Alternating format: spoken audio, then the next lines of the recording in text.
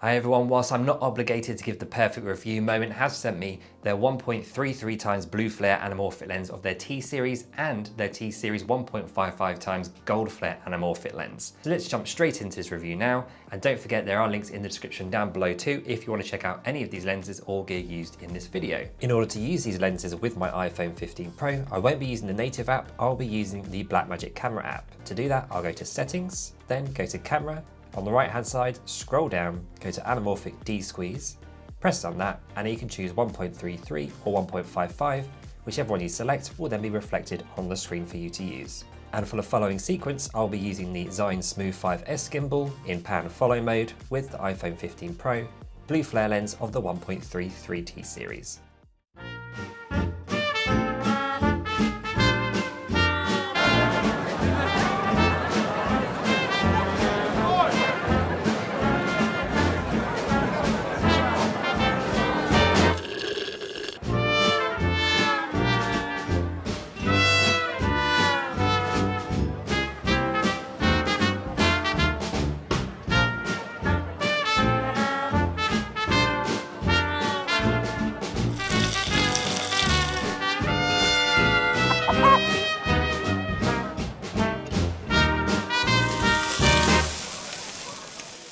Now when you receive your lenses, they come in a really beautiful packaging. However, I did notice on the back the aspect ratio says 276:1 for the 1.33 when it's actually 240:1. So there's a little correction there on the packaging, but the lens itself with the M series to the T series, the sizes are identical and you do get a larger glass surface area on the back to match those larger camera bumps and sensors of the latest phones. Now in terms of the sharpness for this lens, it's really impressive.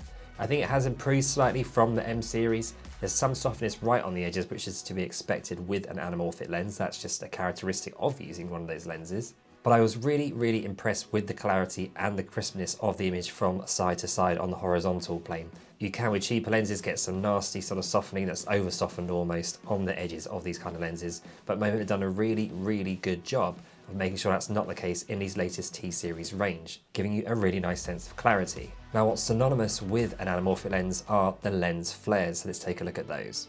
With the 1.33 blue flare, it's much more subtle than it used to be with the M series lenses. I have to say I was really impressed by the beauty of these flares.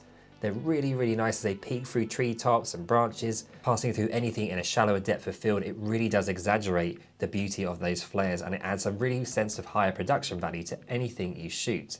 And I think because they're more subtle, it actually adds to your image and your shots rather than take away from it and being distracting. I could use these flares all day and I think they'd really add a lot to anyone's production or project, whether it's narrative, music videos or what have you. With that extra horizontal view you get in the image being stretched in the 1.33 times lens, you are able to create a bigger sense of busyness and hustle and bustle than you would with the native wide angle lens. You can fit so many more things into your shot. So you can either make something look overwhelming and really busy, even more so than you would do normally, or you can make someone feel quite isolated with crowds passing someone in a much wider setting. In this next series of clips, I'll be using the Zine Smooth 5S gimbal again, link in the description below, with the iPhone 15 Pro, the 1.55 times anamorphic gold flare lens from Moment, and Sandmark's tripod that is really adaptable with the ball head allowing me to get some extra types of shots.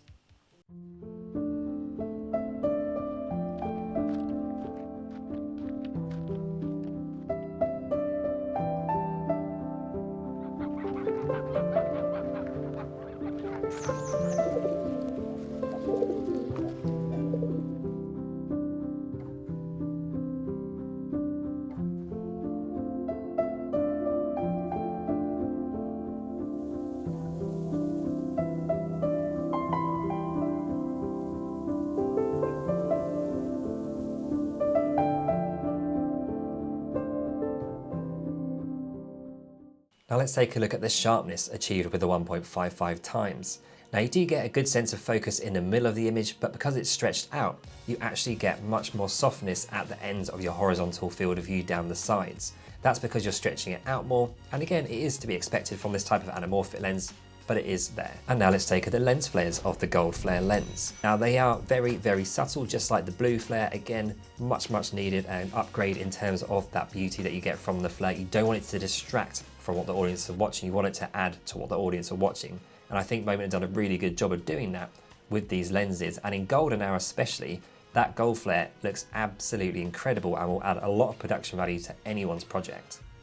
Here you can see the differences visually between the two aspect ratios of the 1.33 versus the 1.55. The 1.33 gives you a 240:1 aspect ratio, and the 1.55 times anamorphic lens gives you a 276:1 aspect ratio. You can see how much more stretched out the 1.55 of the aspect ratio gives you versus that 1.33.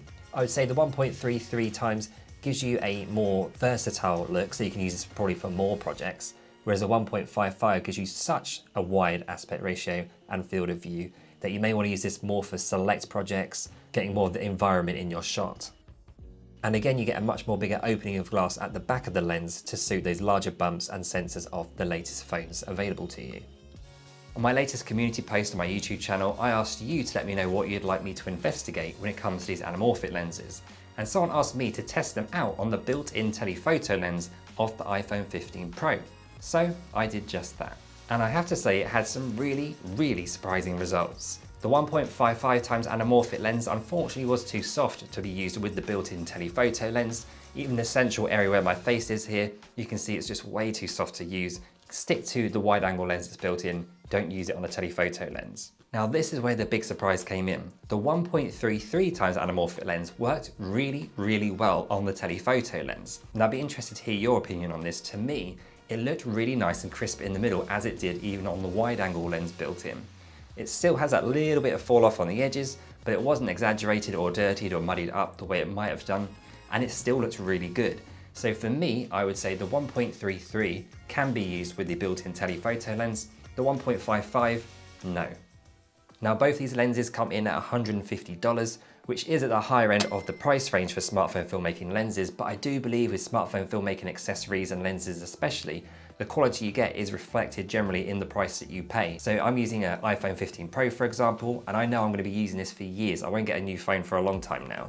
And with this lens, I also will be using it with this phone for a long time from now on as well. So it is a worthwhile investment if you want to create some professional looking shots that give you a bit of a different feel with a wider field of view, and using those flares as well that are so iconic with anamorphic lenses. Now on the M series versions of these lenses, there were only really a couple of snags for me. That was that the blue flare was very thick, almost too thick really, and on the 1.55 lens, whilst you expect distortion as it goes to the edges of an anamorphic lens, that's part of an anamorphic lens, it was just way too soft and verging on chromatic aberrations with the 1.55. I do think these new issues have been corrected with the T-series lenses. With the blue flare, it's a lot more subtle, although it's still there obviously. And with the gold flare, that clarity has been restored across the whole image. And again, it's softer than the 1.33 because it's being stretched more. It still has a much cleaner image than its predecessor of the M series. If you're curious about the quality of Moment's other T-series lenses, then I highly suggest you check out my playlist for those right here, right now. See you on the next one, take care, bye bye.